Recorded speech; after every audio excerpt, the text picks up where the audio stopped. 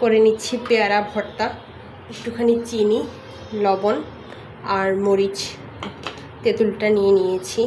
সামান্য একটুখানি পানি দিব যাতে মিক্স হইতে সময় তাড়াতাড়ি হয়।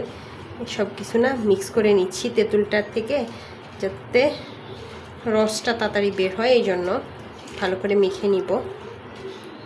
তেঁতুল দেওয়ার কারণেই করব এখন পেয়ারা মাখা। পেয়ারাটাকে সুন্দর করে ছোট ছোট করে স্লাইস করে নিছি, তো পেয়ারা মাখা করে নিব।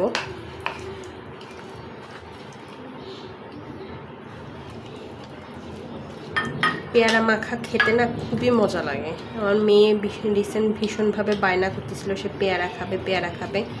এই জন্যই বেশিরভাগ।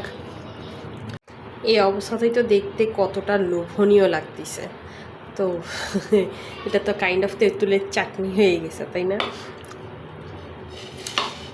তেঁতুলের কথা বললেই মুখে পানি চলে আসে। পেয়ারাগুলা কেটে নিছি, এখন চাটনিটা দিয়ে দিব। আসছি শেষ।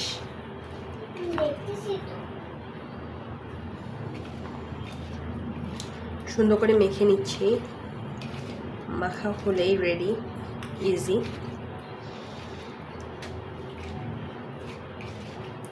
ঝালটা দিলে হয়তো একটু ভালো লাগতো, বাট সেটা দিলে বাচ্চারা খেতে পারবে না।